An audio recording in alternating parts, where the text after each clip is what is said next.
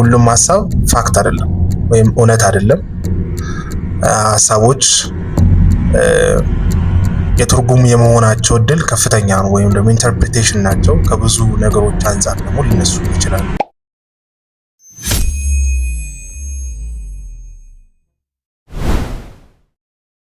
እሺ ተወዳጆች እንደምን አላችሁ? አለን ይመስገነው። ህይወት እንዴት እየሄደች ነው? ከበድ ይላል። አይ ቲንክ አንዳንዴ ከህይወት ውስጥ ስፔሲፊክ አድርገን እንዴት ነው ስራ ወይም ቤተሰብ ካላለም በስተቀር። እሺ ዛሬ የማውራችሁ ስለ ከባለፈው ይቀጥላል። አይ ቲንክ መጀመሪያ አካባቢ ስለ ዲታችመንቱ ካወራን በኋላ ከዛ ቀጣይ ቪዲዮ ስለ ራስ ማወቅ ነው ያወራሁት። እዛ ላይ ደግሞ ቀጣዩን ዞብዘርቨር የሚባለውን ቪዲዮ ሰራላችኋለሁ ብዬ ነበር እና እስቲ ዛሬ ስለሱ እናውራ። መጀመሪያ ግን ከአንድ ምሳሌ እንነሳ። ምናልባት ቲያትር ተመልክታችሁ የምታውቁ ከሆነ ወይም አይታችሁ የምታውቁ ከሆነ ገብታችሁ እዛ ቲያትር ውስጥ ስንገባ አብዛኛው ጊዜ እኛ ምንድነን? ተመልካች ነን።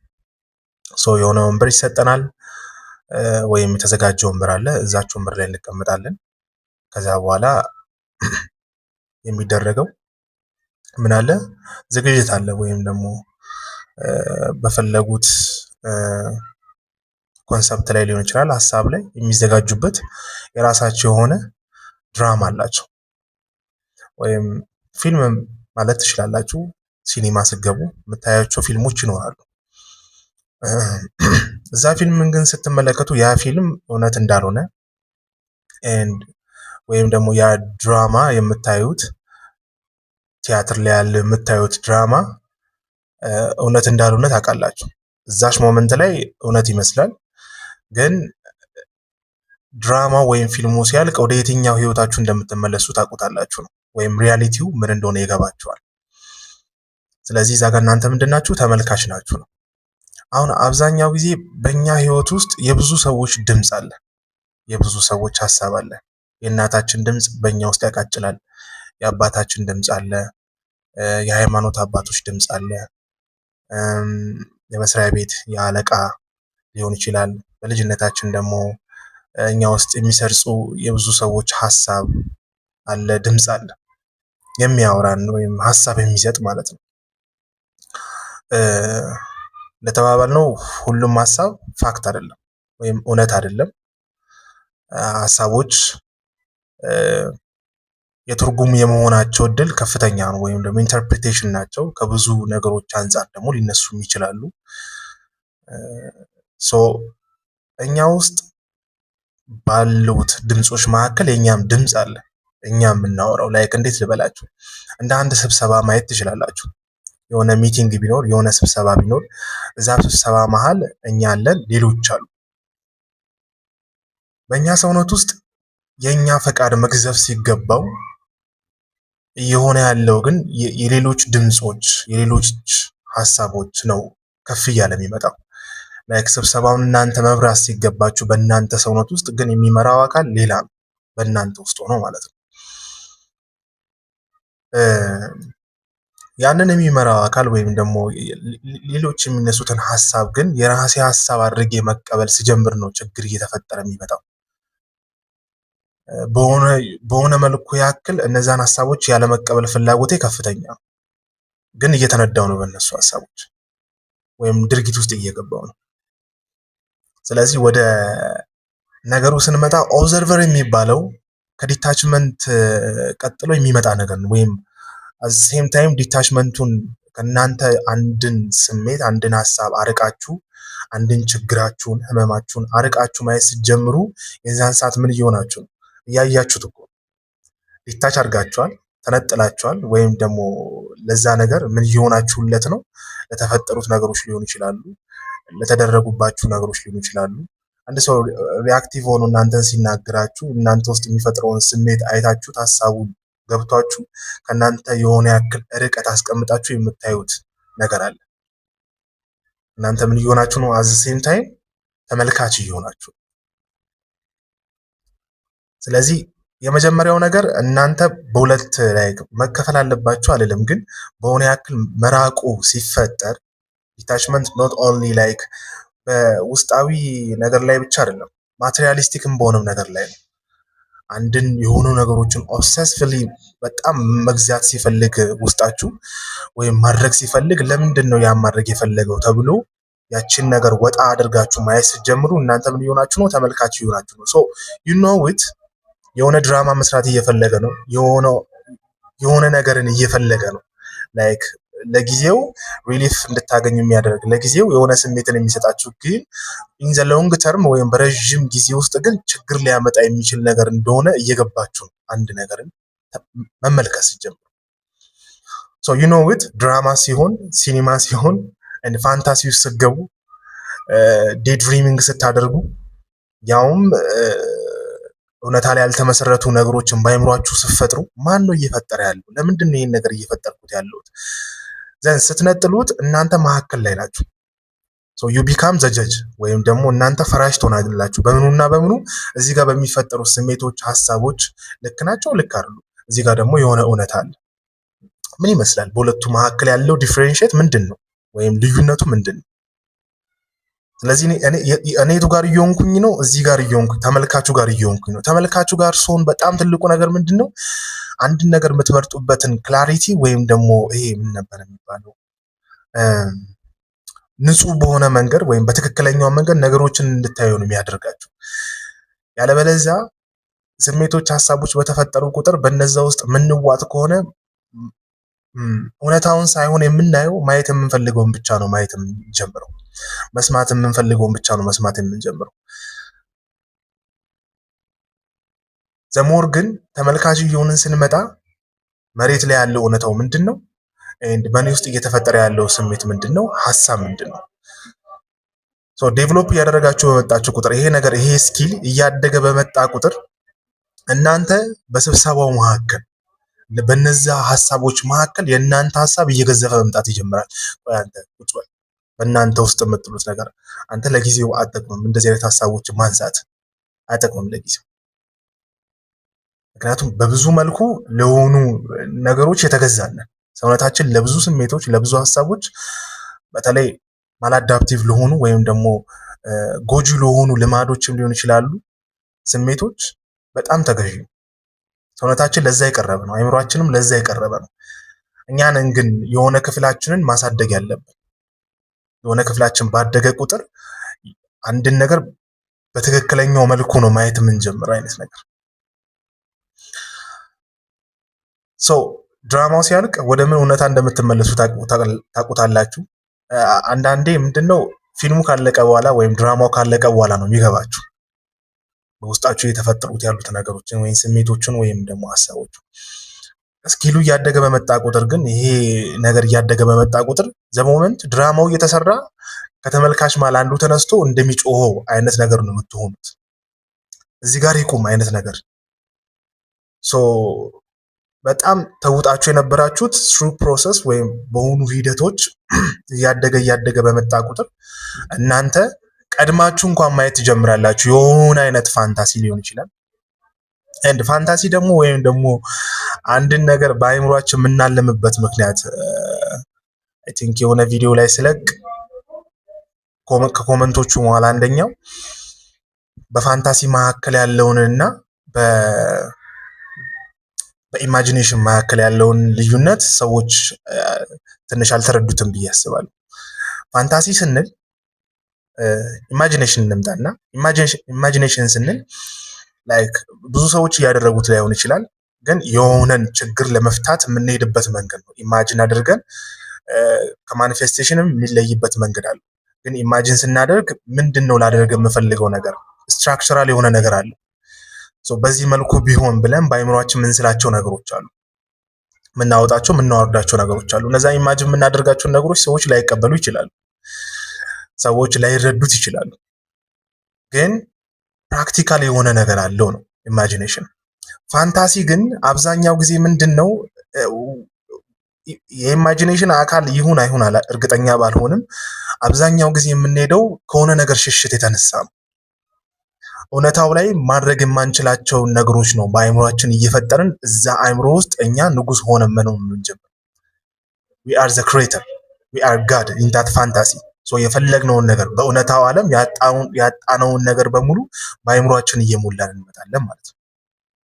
በእውነታው የጎደለንን ነው በፋንታሲያችን የምንሞላው። ለምንድን ነው ፋንታሲ እያደረግን ያለው? ምን አይነት ሰው ለመሆን ነው በዛ ፋንታሲ ውስጥ እየገባን ያለ ነው? ምን አይነት ሰው ነው ራሳችንን ክሬት የምናደርገው?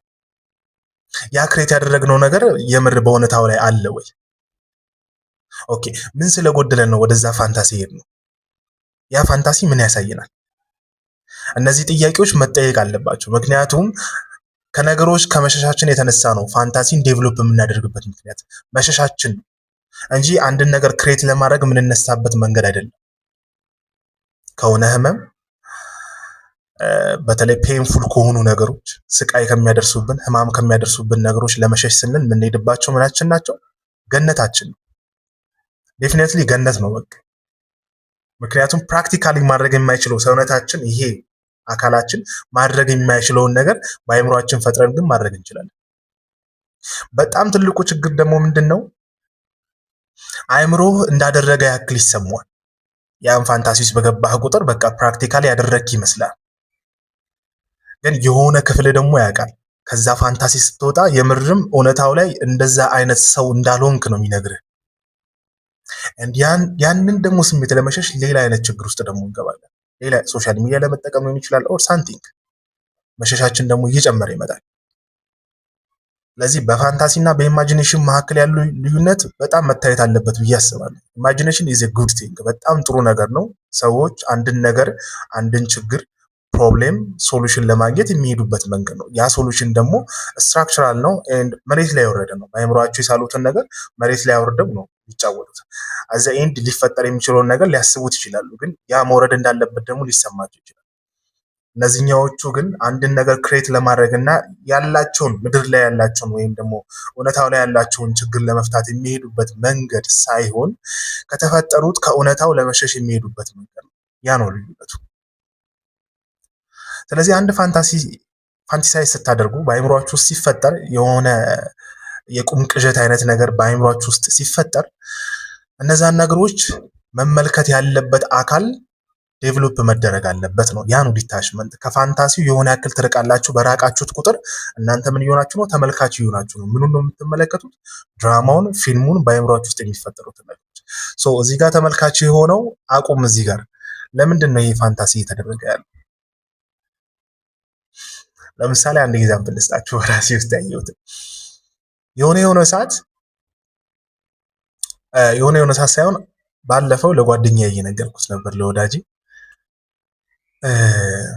ራሴን በአእምሮ ውስጥ 3 ሴቶችን ነው ክሬት ያደረኩት አይነት ነገር ወድጄ አይደለም ወይም ፈልጌ አይደለም ክሬት ያደረኩት ያለሁት። ይሄው ሳታውቁት አንኮንሺየስሊ ነው ወደዛ መገቡት።